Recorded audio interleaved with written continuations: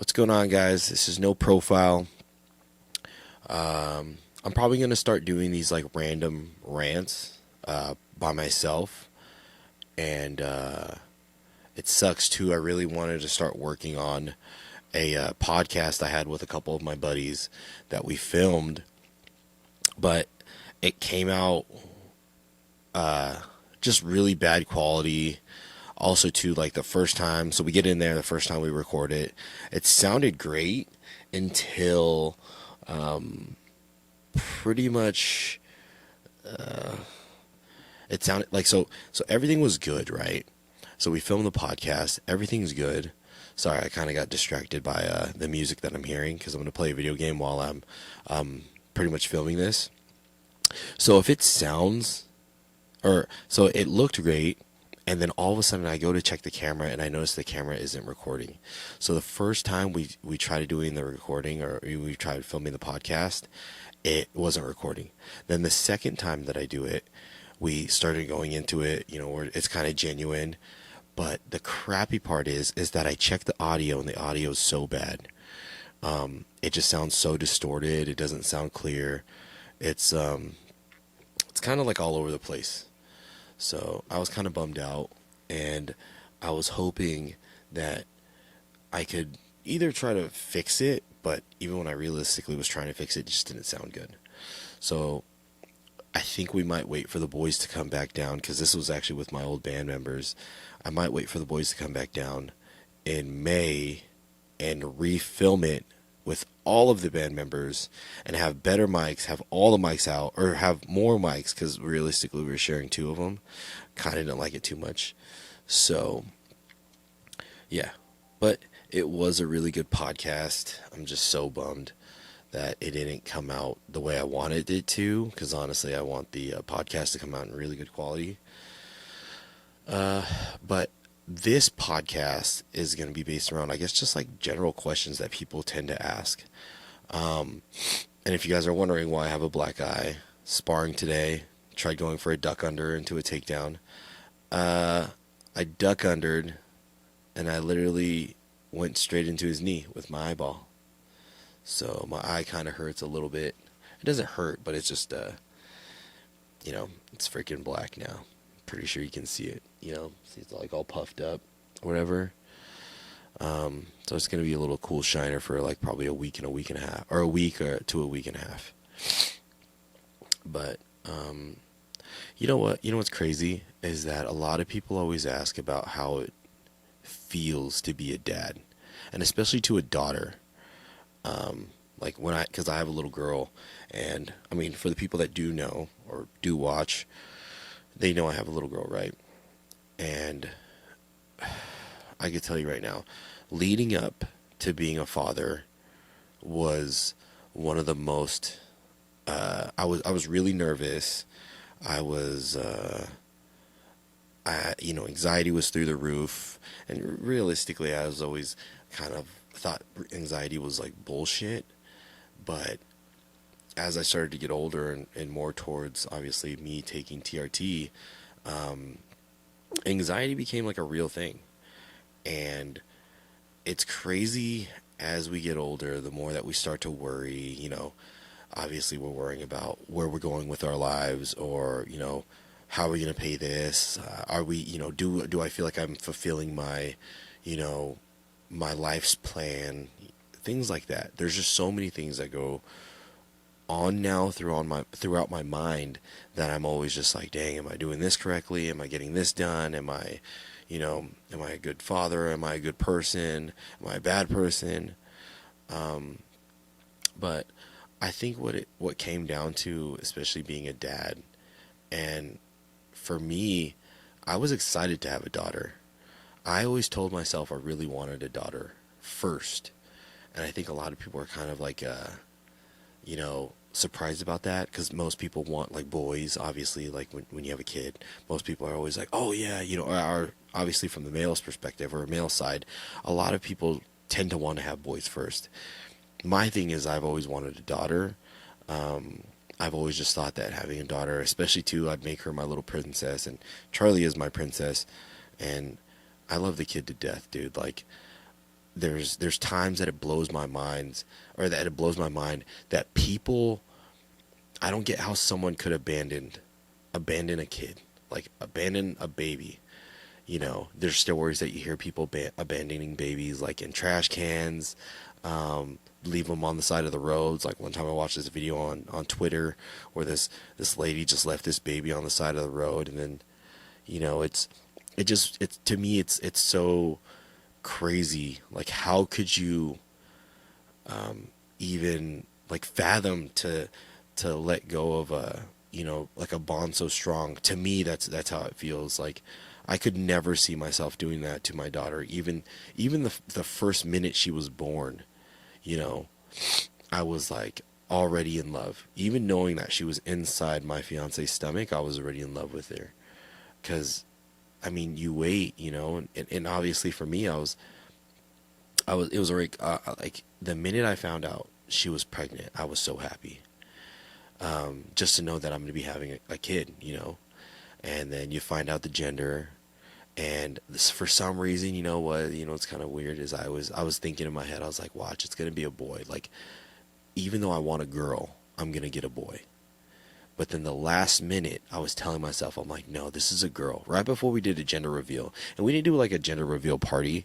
We just did like a gender reveal where it's, us, one of her friends kind of shipped it to us. And she was like, look, I'm just gonna, you guys take the test, but you put down my email. And it's like this weird fancy way of them doing it. And we put down her email. She ended up finding out what the gender was. And she sent us a little basket to pretty much give us the gender reveal.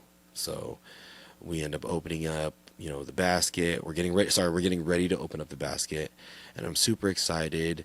It's about to be the end of the first trimester. We're able to find out the gender and stuff like that. And oh, sorry, I think it was the end of the first trimester, and then we found out the gender. And as soon as she's getting ready to open it, I'm telling myself it's a girl. And I'm like, I think it's a fucking girl. Like, I think I'm about to have a daughter. And she opens it up, and boom, like there's like pink stuff all around. But I'm looking, I'm making sure, I'm just checking. I'm opening up the box. I'm like, is it really like, am I really gonna have a daughter?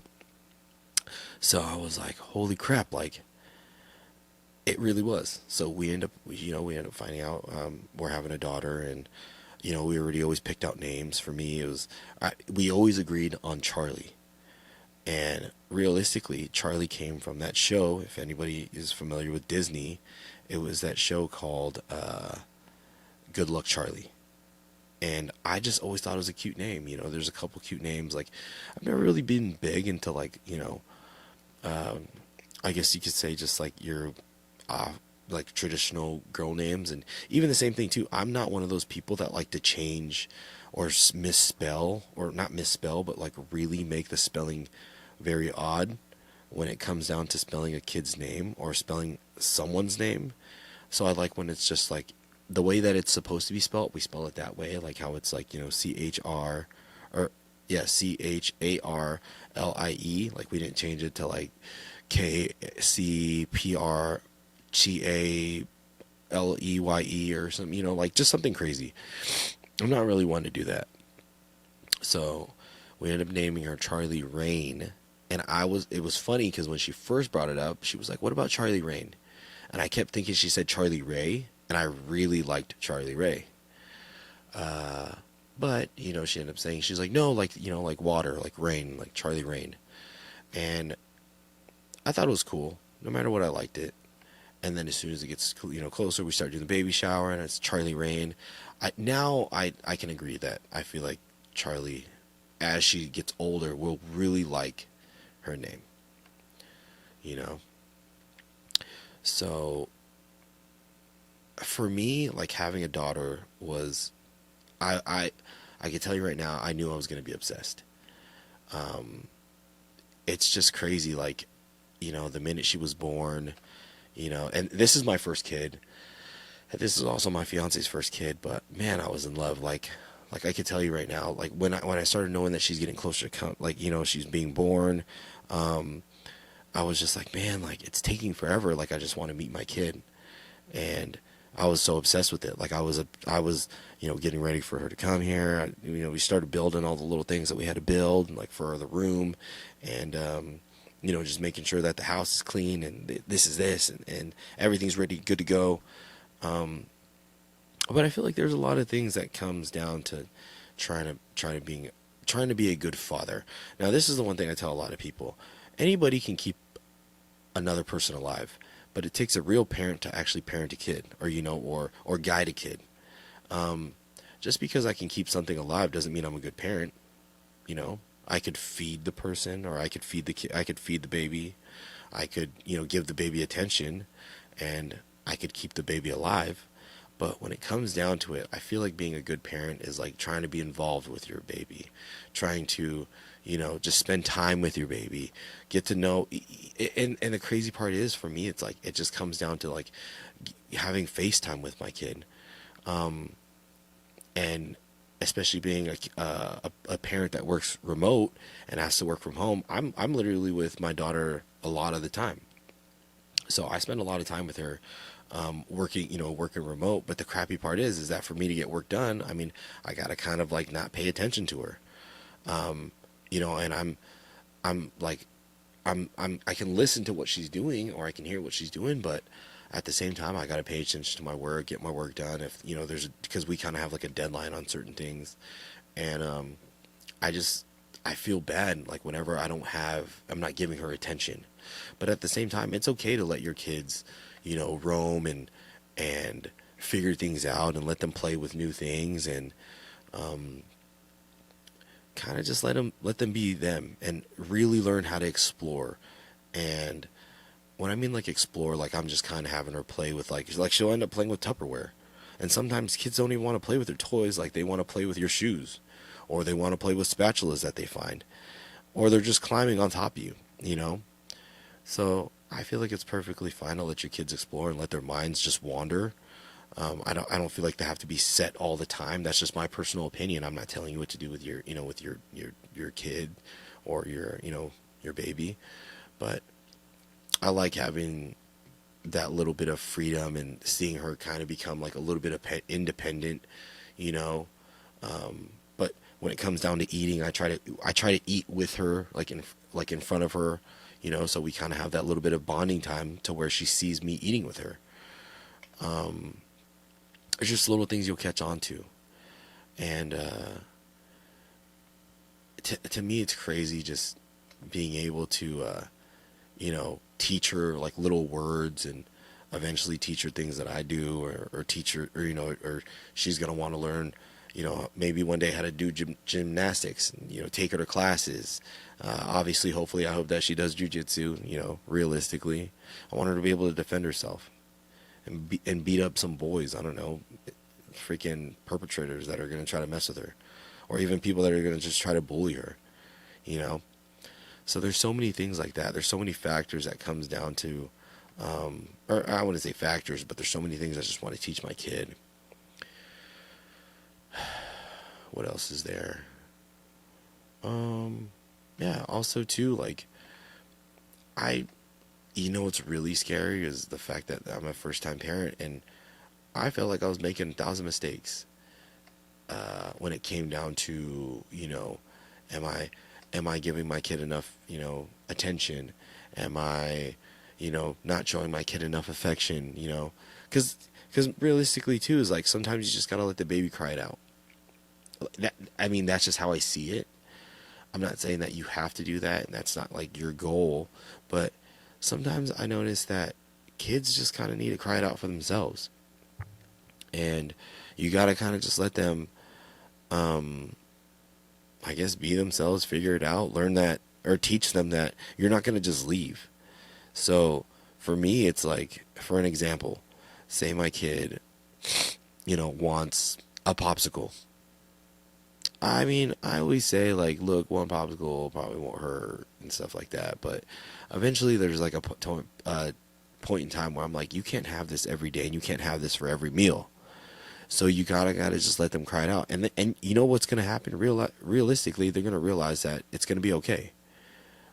I'm not getting what I want. Doesn't mean that I'm never not going to get it. But I think it comes to realize, or they come to realize that everything will be just fine. So I try not to just like give in to what my daughter wants. Obviously, if she wants like food or something like that, I'm gonna give her food. But just for certain things, like I know that she prefers to eat, you know, cookies and snacks, things like that, like her freaking little fruit roll up things that we get from like Winco. They're like those, not healthier. I would say you could say it's like a healthier version where it's just like the fruit like paste. I don't know what it is, but it looks like a fruit roll up, but yeah, or like it's like a dried fruit, something like that. But I would I don't mind her having those things, but I realized that I'm like, man, she doesn't really. For a while, I was noticing that she wasn't eating a lot of whole foods, which is what I feel like she should have been eating more of. So now I straight up make her like the things that I would eat, but I obviously tone down on like spices, or I tone down on like uh, the protein intake. Like I try to make it like not as complex as mine. But yeah, man, having a daughter for me has been the biggest blessing. Knowing that I get to come home to my little girl every day, and just even get to talk to her, let her get to interact with me. And I think the most amazing feeling is knowing that your daughter wants to see you, or your daughter gets excited when she sees you.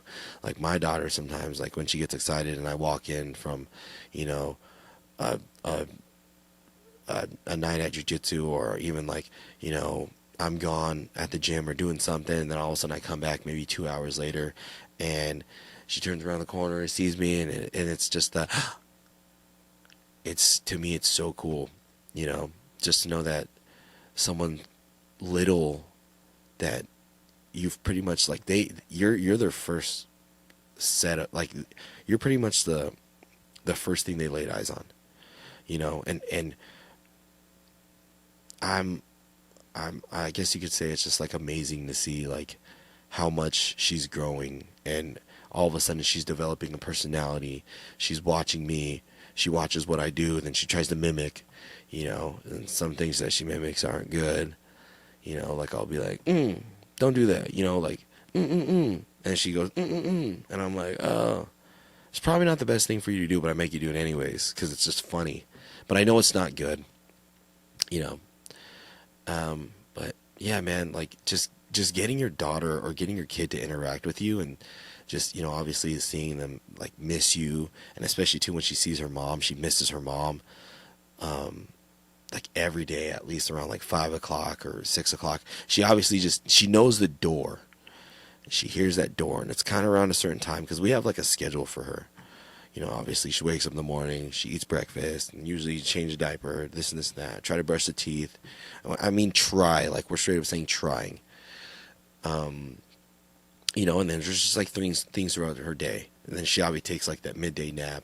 And then after that midday nap, she knows, oh, hey, it's probably getting close to where my mom comes home. And then when the mom gets home, the baby's completely different. Like I can tell you right now, Charlie's a completely different baby when I'm around. Not when I'm around, but when it's just me and her. And then when it's her and the mom, she's like, wah, wah, crying, pick me up, do this, do that. I want this, I want that. Because with me, it's so easygoing. Let's just hang out. Hey, Dad. Like, it's not hey, Dad, but it's like, blah, blah, blah, blah, blah. And then it's like, what do you want to do? And I'm like, what do you want to do? And she's just like, and we just go play. Are you hungry? Oh, yeah, eat. Okay. Okay, well, hey, we're done. You want to go watch Bluey for a little bit? Because I pay attention. I literally pay attention to what my daughter watches because I don't want her watching any of that BS. Honestly, I used to really like Blue's Clues for myself, especially too because I grew up in the 90s when it was like Steve. And now Blue's Clues blows.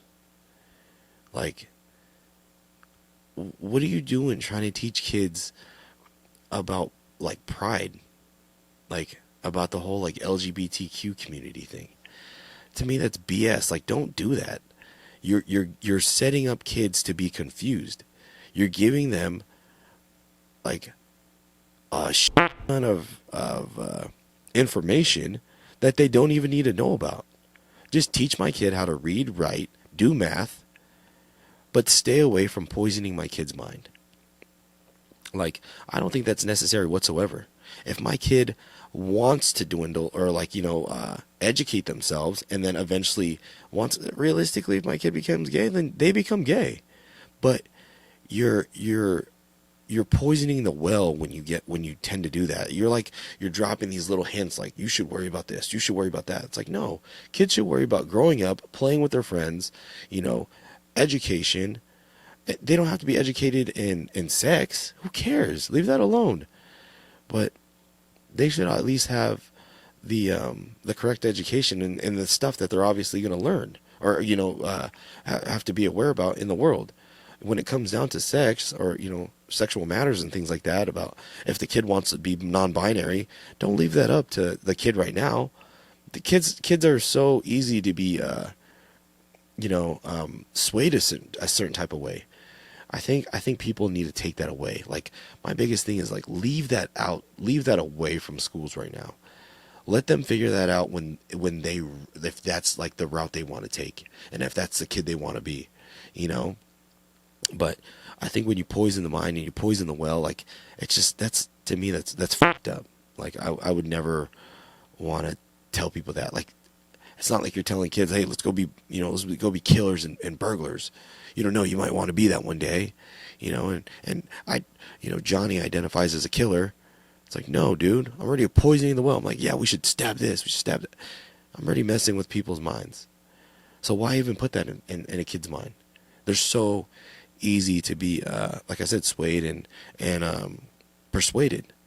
So to me, that's such bullshit. Like, I personally don't allow it. I don't want my kid to ever try to get educated on that kind of stuff, especially at an early age. If it's going to be any education, it's going to be me educating them, And even at that, I'm going to be like, no, we're boys and girls. Like, we're not gonna go against science. Like, this is what it is, And I think so many people. I hope people that actually follow me don't have an issue with that. Like I said, I don't have an issue with whatever you guys want to do, but this is my opinion. This is my kid. This is my daughter. I want to make the impression on them. I don't want you to have, like I said, like, don't try to poison my kid to what I don't want them to learn yet.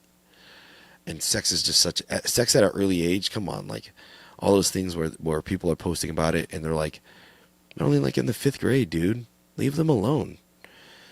So early, way too early to mess with someone's mind. But yeah, that's my personal opinion. Especially too, like, having a kid now and seeing what people and how I guess just how messed up the world is. Honestly, it's really upsetting thinking about having a kid in this type of in this kind of time where I feel like the system is just so messed up. Also too, it's like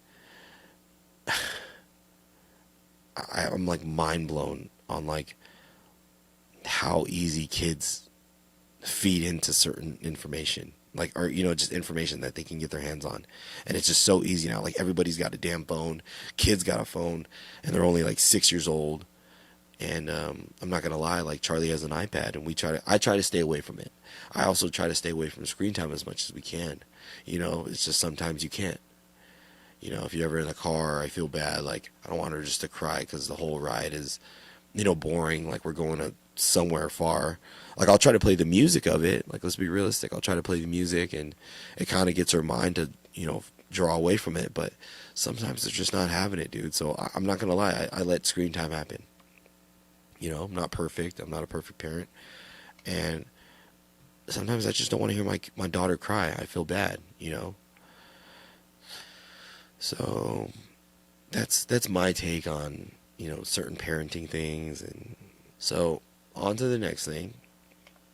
What's crazy is a lot of, actually one of my buddies from school was asking me about music and, like, what kind of like what got me into music and why I listen to the music I listen to. And the thing about hardcore music is this. When I was growing up and I was listening to hardcore music and you know, thank you to all the buddies that kind of paved the way for, you know, I guess you could say the genre of music I was influenced into. That it was a lot of it was like, you know, like being like united, even though feeling like an outcast, you still have somewhere to go. Um, you know, how to really express your feelings, even if you're feeling, you know, down, depressed, hurt, and there was just so many things that I picked up from those bands like throughout the years that really helped and molded me into the person that I feel like I don't know, I just feel like it came down to like those the music that I listened to like really pushed me and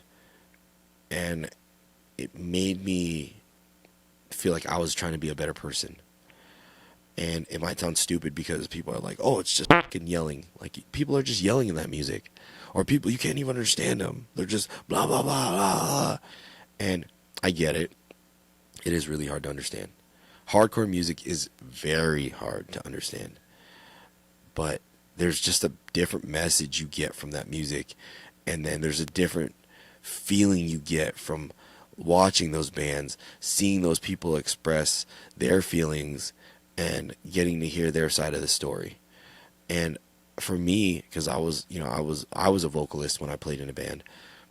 I look at what the lyrics are saying, and I try to dig deep on like understanding what that person's feeling and how can that resonate or correlate with me. I don't always take every lyric or every line to the extent where I'm like, oh, that's like that like that's me, that's my vibe, that like resonates with me. Like, no, I could say there's certain lines where I'm like, damn, that hit the spot, and that was like on point. And then there's sometimes I'm like, I'm just singing the line because it sounds good. But most of the times, the reason why I got into hardcore music is because the way it made me feel, and it was a better outlet for me instead of being angry, just at the world. I always felt like, not to be like, you know, so, like, I guess we're not trying to say soft, but, you know, not trying to get anybody's pity or anything, but I feel like I've had like a pretty weird life where I was abused as a kid. My dad would, you know, beat the shit out of me, and he beat up my brother and my sister. So we were abused as kids, and you know, we kind of grew up as, because, you know, my dad was in the Navy, so we were all Navy brats. But it's sad to say, like, even though he beat us up, he did this, you know, he like, I mean, like, he like fucked us up, dude. That I still love the dude. I feel like no matter what, he did it because he was trying to make me a better person. I get it that he might have not done it the right way, but to me, it's like I'm just so grateful to know that I had a dad that, I guess, for him trying to explain it or express his love or express that, you know, like he cared about us was in such a harsh way that it came out to the point where it was like, you know, him beating us up or you know, like kicking our asses because he wanted us to be better. It makes me still like love the guy because I know that he was trying. I mean, like I said, I don't agree with everything he did. Like, dude, one time he threw me down a set of stairs. Like, we had this house back in Japan. I remember I asked my buddies. I was like, hey, dude, we should all go back to my house. And I was probably like in either the second or third grade. And we go back to my house, and we grabbed some eggs. Actually, you know, we grabbed the eggs from the fridge, And I even asked my buddies. I was like, "Hey, you guys grab some eggs, and I'll take some eggs." But I think I grabbed a majority of my eggs from the house, and then we emptied them out. Like we poked a little hole, emptied out the eggs, and then we started painting them because it was getting close to Easter. And I remember my dad walks in, and he sees like me and my two or three other buddies, like we're all painting these eggs, and he just starts yelling at me, and I'm like, oh, like here we go, I'm in trouble. And I was already used to getting in trouble, and I mean I can get it now, I can understand, but come on, man, like $4 or $3 on some eggs, like however much it is. Well, I don't know. We were also in Japan, so pricing was probably a little bit different. But dude, he freaking kicks all my friends out. My friends are freaking okay, like sorry sir, like we'll get out of here. They all take off, and then I remember I hear him coming back up the stairs because he told me he's like don't move, blah blah blah. So he kicks them out. He comes back up into the room. He goes, "What are you doing?" Blah, blah, blah. And he tells me to go downstairs. And as soon as I start walking downstairs, or as soon as I start walking out of my room, and we're in a two-story house, and the stairs go down one way, they turn, and then they come down another way. So I think the first set of stairs was like 6. It was a little walk, and then it was like 8. And I remember I'm like walking because I'm going downstairs. Obviously, I'm about to get beat out of me or whatever. But he throws me down, or I think he pushes me down the first set of stairs, and I'm like, oh shit! Like in my head, I'm turning back, and I'm like, oh damn, he's gonna beat my ass. And then I was getting ready to run, and because I got up, and as soon as I was getting up ready to run, he throws me down the 8. Luckily, nothing happens, right? Like I didn't break a leg or anything. I was like tossed from the 8 stair, or from the top of the 8 down to the bottom. And I think we had like tile. So I just was like, oh shit. So I remember I landed on the ground, and then I was just like, well, what do I do now? So I think I ran to the couch, like the living room couch, which is stupid. But I mean, obviously if I would have ran outside, it would have made it 10 times worse. And so I'm like running, I run to the couch, and I fucking just sit there for a second, and he's just like, da, da, da. He ends up beating the shit out of me. I think that day he like either whipped me with like a belt, or he was just like hitting me with his hand, because it was so common that there was like some type of like tool being used, like I wouldn't say tool, but like some type of weapon. And I don't know, man. It's weird to say, like, even though like the abuse was so crazy and it was so harsh, is that it didn't, like, everyone would have been like, that's fucking traumatizing. For me, I was like, man, it made me tough. It made me feel like I felt like I was a little bit tougher from having that experience. But I mean, obviously the way he did it was pretty harsh. But yeah, he was ruthless, dude. Like, my dad was ruthless when it came down to discipline. For a while he'd make us do like the whole squatting thing. Like, you sit on the wall and you're trying to squat down. You go into a 90-degree angle, arms forward. We had to sit there for like 5 minutes. That blew ass. But most of the times he only made us do that actually when our grandpa was around. So when my grandpa was around, he would make us do that. But when my grandpa was gone, it was like I said, it was World War III on us. Like, he would beat us up. And yeah, I don't know. I feel like I said, I feel like it made me tough, if anything. Like, it made me a little bit tougher. But yeah, do I feel like his parenting was correct? No, not one bit. I don't. Like I said, I don't agree with the way he did things. But also too, that was him, and it was his time. That's what they did. He was crazy, dude. Let me think. Is there any other stories that was pretty wild? I mean, there was one time, it was kind of my fault too. It was my fault. Let's be realistic. In the bathroom, you have like those like towel hangers, or where you hang your towels, and obviously you let them dry, or even like when people go to display them. Well, fast forward the story, or let's get to the point. If anybody knows what double dragons is, there was a stage where you're like walking, or you're like kind of climbing sideways, like on these like fences, right? So I was like, hey, Kuya, check this out. Like my brother was in the bathroom too, and I was like, hey, check this out.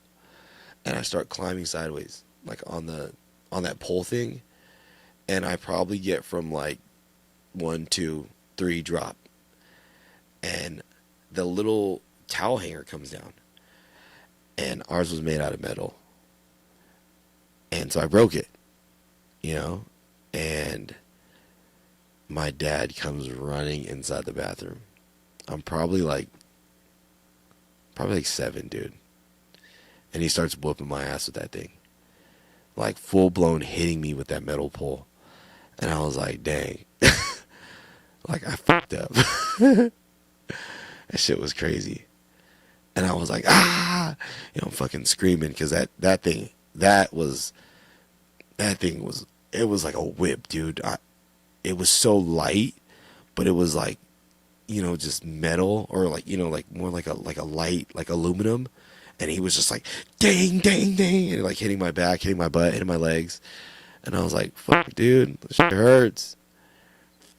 Yeah. But also too, there was one time that we had like a funny moment, me and my dad. And I knew I was going to get in trouble. I forgot what happened. I think it was something with school, or something. I did something, and he gets home, and I already know my dad's going to get home. He's a freaking, and this is still in Japan. He's like a Navy policeman or something like that, or naval policeman, whatever, dude. Pretty much he was one of the police guys that was, whatever. And I knew he was gonna get home obviously late that day. He was working at like a swing shift, so he's gonna get home like around like 10. So the minute he gets home, I can hear the door, and he's like, he's like, when I get home, you better come down and talk to me, or like, come downstairs, we're gonna talk. And I was like, dang, I already knew I was gonna get hit. Like, let's be realistic. I knew it was coming.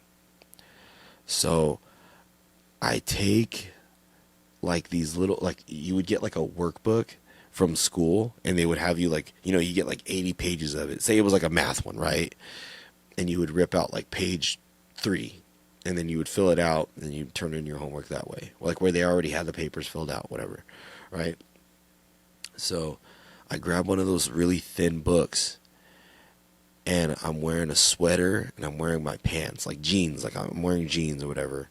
I know it's like late as hell, like especially for a kid, but I'm wearing that stuff, and I put it behind my butt, like I put it on my butt, and it was like flexible enough to where it kind of like moved, right? So I was wearing like a belt, I put that thing around my butt, and I'm like hiding my butt, so when my dad goes to hit me, it's gonna be, like I'm wearing armor. Well, he's like, okay, like, here it comes. He's like, he even told me, I think he said, pick what you want me to hit you with. And I was like, shit, like I'll take the belt. So he tells me, he's like, go into my office, go grab my belt. I was like, all right, well, shit. I grab this fool's belt, and he tells me to, lean over the table. And I'm like, all right. As soon as I go lean over the table, it's like he winds that bitch up, and he goes, ah! And he hits me once, and I'm like, ah, but I think he knew, because obviously I would have been yelling, I would have been crying, but he hits me once, and I did like that weird little like, ah, and he probably was just like, damn, that wasn't genuine. So I think he like winds up, hits me again, and I'm like, ah, I think I had to try to sell it more.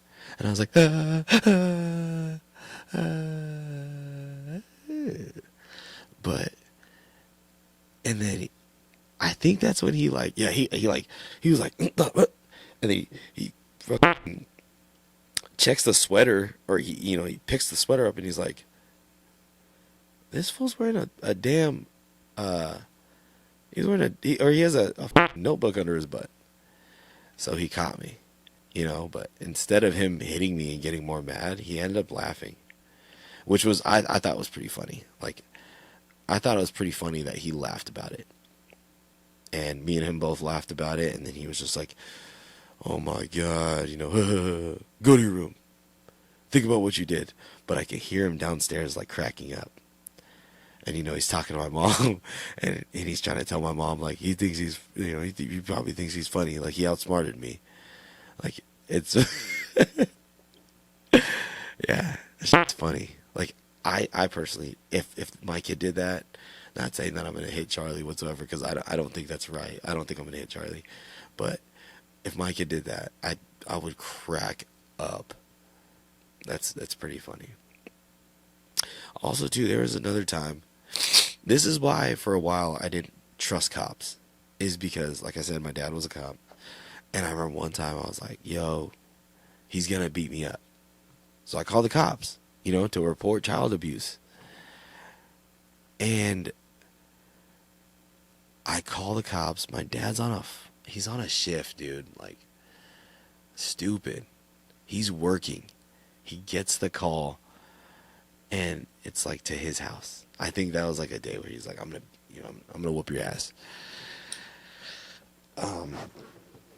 And he gets to the house, and he just like, he gets the call, and then he shows up back to the house, and he's like, why'd you call it? Like, who called the cops? And I'm like sitting there crying. I'm like, damn, I'm in trouble. And the cops come, and they're like, are you lying? Like, did you call saying that your dad did child abuse? Like, or he's gonna abuse you? Like, he's gonna hit you? What did you do wrong? So I'm getting in trouble for calling the cops because my dad was gonna hit me. So I was like, hold on, wait, what's going on? So then the cops showed up to the house. They're questioning me like I'm the one that's gonna get in trouble for, or like I'm the one that's the idiot, or like, like, oh, you shouldn't call the cops just because your dad hits you. And I was like, oh, okay, I guess not. Like, my bad. Like, I guess it's fine. Well, yeah, it's like his buddy, so obviously they don't do anything. And they end up like arresting me, like saying that I'm in trouble. Then my mom's like, no, we're done with this. Like, uncuff him, put him back in the house. Like, you've already scared him. So at a young age, I was like, dude, cops don't care. They're gonna get mad at me anyways. Like, my dad just got away with that. So for the longest time, I was like, dang, child abuse doesn't matter. Like, you can get your ass kicked daily by your parents. It's not gonna matter anyways. It's not like the cops can do anything. Not realizing or not putting one and one together. I was like, dang, my dad's a cop. No, he probably got that call. He did get the call for sure. And yep, I think I got my ass kicked like later that day. Like normal. Like, I was just like, well, here it comes. Like, I'm gonna get beat up. So, but yeah, man, I mean, even after all the stuff my dad did, and like, he put us through hell and pain and realistically like trauma, still love the guy. Still think he's a good dude. He took care of us, put a roof over our head. I feel like he taught us a lot of stuff. Like, deep down inside, I would have never been this person if I didn't have him in my life. And I don't have my dad in my life. That's realistic. Or that's the real thing. He tends to hate. He hated me, my brother, and my sister for a long time. And he like slowly was gaining back, I guess you could say, like, relationships with us. But it seems to be like every single time, like, one of us messes up, or there's like something that we don't agree on, we end up getting into arguments, and it's just not a good thing. So I kind of gave up on trying to be I guess a son to him. And it doesn't feel great, and it's not the route that I would take, because I would never want my dad to not know that I loved him, or love him. And I think the last thing I said to him was like, "F you." And I said it because it was out of anger, and I was mad, but for me, it was like 1 second later, I called him back and I was like, I'm so sorry. Like, I didn't mean to say that to you. Like, blah, blah, blah. And he's like, no, no, no. You mean that? Like, that's how you are? Like, all the things I did for you. And I was like, dude, like, how, so I make mistakes, but you can't make mistakes. Like, you've never made a mistake where you wish you would have gone back and changed it.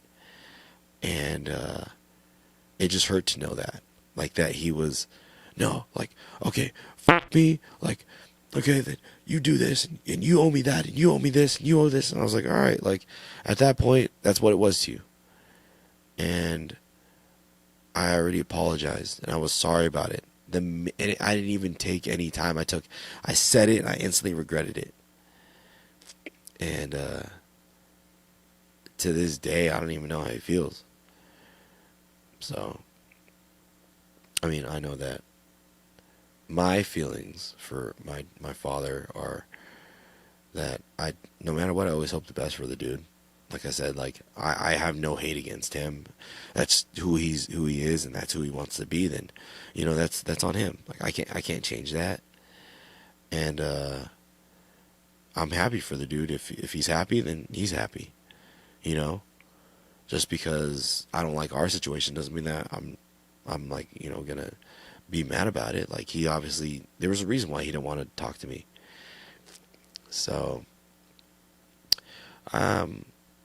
that's just like surfacing that type of, that kind of stuff. I really don't mind talking to people about that kind of stuff. Like, it doesn't bother me now. And it never really did bother me. Like I said, I felt like that was so normal, getting hit and getting your ass kicked by your parents. So I never thought anything of it. I was like, oh, this is normal. This is like a daily life thing. Like, everybody probably goes through this in their houses. Because I don't even think we ever told anybody either. Like, I was like, I don't tell my friends that I get my ass kicked by my dad, But yeah, we never really talked about it until like probably when we were in like high school or middle school. We got here to California, like, we moved back to California, and that's when it kind of stopped, But even in high school, he really didn't try to hit us, especially too because my sister was already gone, and not gone, but she was like, like out of the house, and my brother was like slowly getting out of the house, and then all that was left was me. But yeah. Like I said, I thought it was pretty normal getting your ass kicked. No one should get their ass kicked, though. Especially by their parents. Unless you deserve it. I feel like some people do deserve it. Maybe. I don't know. Don't quote me on that stuff. But, yeah. That was like a glimpse of, I guess you could say, my childhood. Or me dealing with my father. And that, what's funny, leading up to that always told me or showed me the type of father I was always going to want to be. I always wanted to be that father that at least,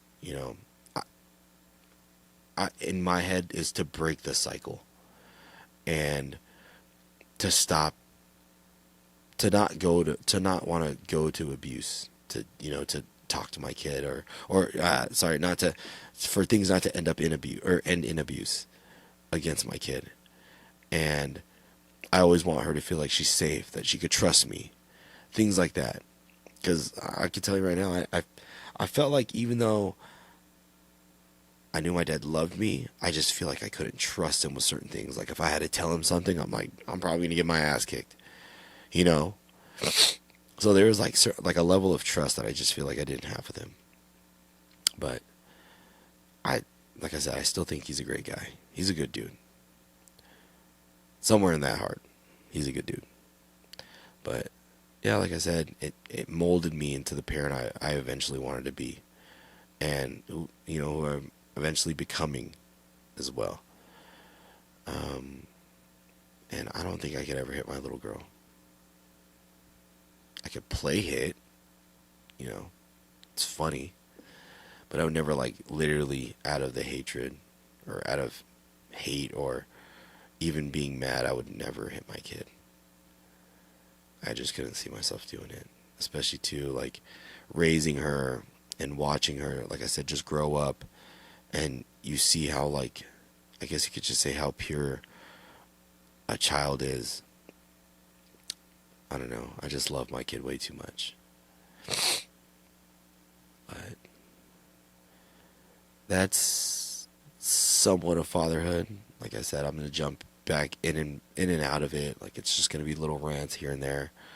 Um, and the whole music thing. When I was talking about that, it was like I said, I got into that stuff because I felt like I was such an angry person, and it took me a really long time to figure out how to express that anger without hurting other people. And realistically, I don't think that feeling that I get, or that, like, the feeling of when I used to like fight a lot back in high school, because I felt like I was just so angry, and I couldn't deal with people, or I didn't want to listen to authority. And I thought, like, for me, I grew up in a household where it was okay to hit. That's what I thought.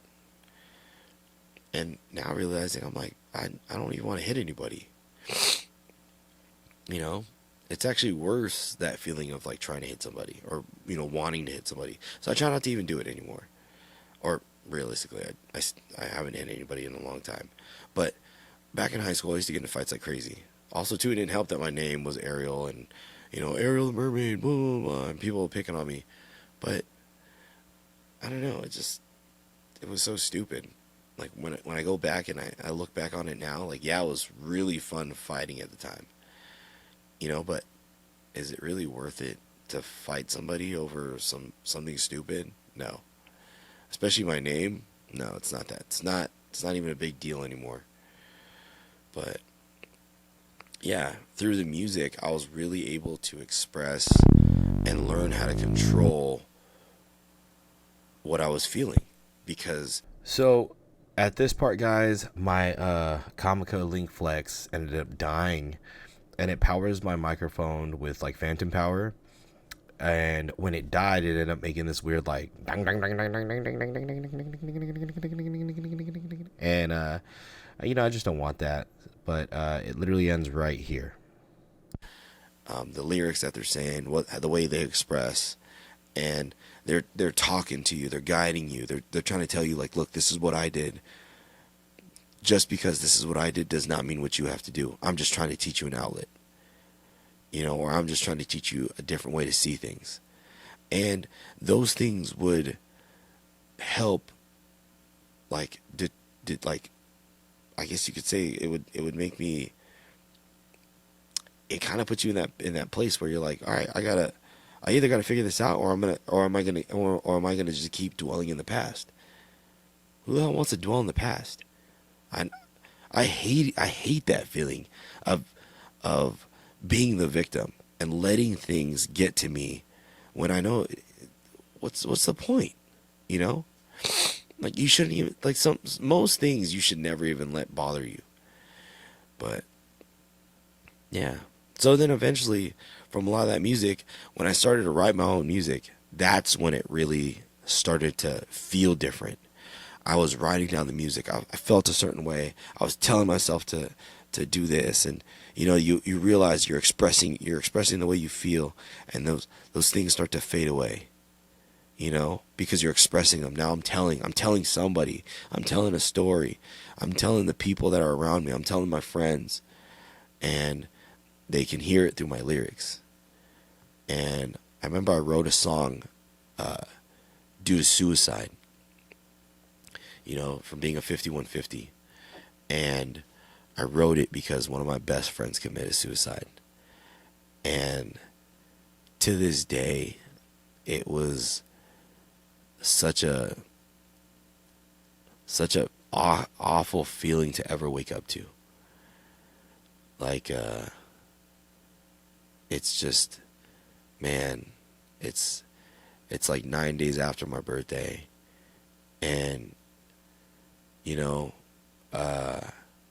I woke up and we get a call. Like, it's like my sister's, realistically, it's my sister-in-law that's calling, her her sister, which is my fiance. And all of a sudden she's just like, hey, Jacob's dead. And I'm sitting there like, what? Like, no, what do you mean? And I'm just sitting there like I'm trying to wake up. I'm waking up and I'm waking up and I'm like, that's bullshit. I even called Jacob like an idiot. Tried calling him. And she's like, no, Jacob died last night. And I was like, what do you mean? And to hear that was like unbelievable. For someone that I knew for so long. I met back in middle school. We were friends for almost like 10 plus years, almost 10 years. Probably, I think about 10 years, and all of a sudden you hear that he's dead. And I was like, no way is he dead. And she's like, no, Jacob died. He did drugs obviously last night, and he committed suicide. And it just broke me. I remember I sat there for a second in like disbelief. Like I was like, no way he's gone. I'm calling his phone number, but he's not picking up, obviously. Because I think you're hoping that it's a fucking joke. But yeah, and then I call his girlfriend at the time, and she's crying. And that's when it hit me that my buddy was dead. That I was like, dang, is this real? And I get up, I go to her house, and it's like the worst feeling in the world. And you're trying to comfort them, and at the same time they're trying to comfort you. And it was crazy. I had such a strong bond with that dude. And I mean, like I said, we grew up together from like middle school. And it was me, him, and his twin brother. But yeah, it was just crazy, dude, to know that one of your best buds commits suicide. Like one of your best friends commits suicide. And especially too, like even after all the stuff we went through. Just as kids, teenagers, getting arrested with each other. Obviously dating the two girls, or one of the girls that we were like, the girlfriend that he was with, he obviously had a baby with, and growing up, and that was the worst part too, is he had a daughter, and it would have been so cool to just have our daughters meet, and grow up and be kids together, and just, hey, this is your cousin, blah blah blah, fake cousin obviously, but yeah,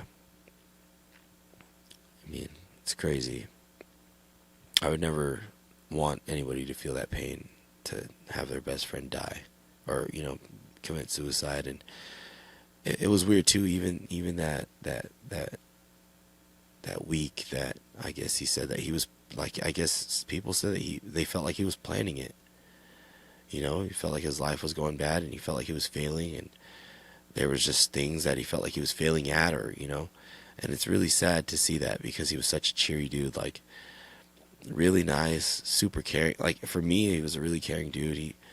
When I became a 5150, or a suicidal one day, and I took the wrong path with everything with that shit. But he called me. He's like, don't ever do that ever again. And you call me and we'll talk about it, because I'll help you get through it. And it sucks to know that I couldn't do that for him. I couldn't be that guy or I couldn't be that help, that person that could have helped him, So, we wake up and, or we're trying to figure everything out, and it was just the worst feeling, having like a good friend like that pass away. And I remember I even wrote a song. I wrote a song because of that feeling, because of him committing suicide. And I I know everyone misses that dude. Even his fiance, which is or his sorry, his ex girlfriend or the baby mama that obviously has a baby now, or she's married now or whatever. She misses him. You know, she has to look at their kid every day, and I'm pretty sure his daughter misses him. And throughout all that stuff, dude, I'm so happy. I, let's be realistic. I'm happy I never took my life, because then I would have never known what it felt like to be a dad and have such an amazing feeling of God, having a kid and being able to experience fatherhood. I feel like my life is barely just beginning now, ever since becoming a dad, and uh, you know, being able to experience like what it feels like to have this unconditional love, and she doesn't even know it. Like I love this kid so damn much. I'll do anything to make her happy or make sure that she's not, sad. And that's why it breaks my heart every single time she cries for something, so stupid. Like I said, like the whole lollipop thing, or like if she wants like an ice cream. Like I feel bad that I don't want to give it to my kid, but at the same time I'm trying to be a good parent. Like I'm trying to do things that I'm like, come on, I just can't keep falling. I can't just give you whatever you want. Could, but I don't think I'd be a good parent at that point. I'm just, like I said, at the point I'm just kind of getting you by then. But yeah, man. Um, it's to me, it's just crazy. Fatherhood is such a crazy thing, and I'm so happy to be a father and happy to be a fiance or someone's boyfriend, or and I'm super thankful for my mother. My mom is such a big influence into why I feel like I try to have compassion for people, or be compassionate. I think my thing might have just ran out. So if it did, the quality might have changed. But I'm going to go ahead and end it here. Um, I'll probably continue more of this later on. So if you guys like what you heard, like, subscribe, comment, do whatever. And I will check in back on the next one. And I need to start producing these out a little bit more. So, peace. That was no profile.